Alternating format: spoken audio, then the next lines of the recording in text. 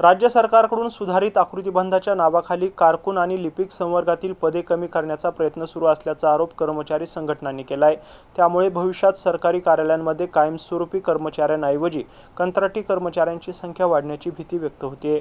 अनुकंपा तत्वावरील भरतीलाही याचा फटका बसू शकतो असा दावा संघटनाच्या नेत्यांनी केला आहे। सुधारित आकृतिबंधानुसार रिक्त पदे न भरता ती रद्द करण्याची प्रक्रिया सुरू असल्याचा आरोप कर्मचारी संघटनांनी केला आहे। सेवानिवृत्ती, राजीनामा, पदोन्नती किंवा मृत्यूमुळे रिक्त झालेल्या पदांऐवजी नवीन भरती न करता कंत्राटी पद्धतीने कामकाज चालवलं जात असल्याचं संघटनांचं म्हणणं आहे। कर्मचारी नेत्यांच्या मते प्रशासनातील वर्ग 3 आणि वर्ग 4 कर्मचारी हे शासन व्यवस्थेचा कणा आहेत। मात्र या संवर्गातील पदे मोठ्या प्रमाणात कमी केली जात असून त्यामुळे कार्यालयीन कामकाजावर परिणाम होण्याची शक्यता आहे। दरम्यान आरोग्य विभागातील विविध योजनांमध्ये कार्यरत कंत्राटी कर्मचाऱ्यांचे प्रश्न यावेळी मांडण्यात आले।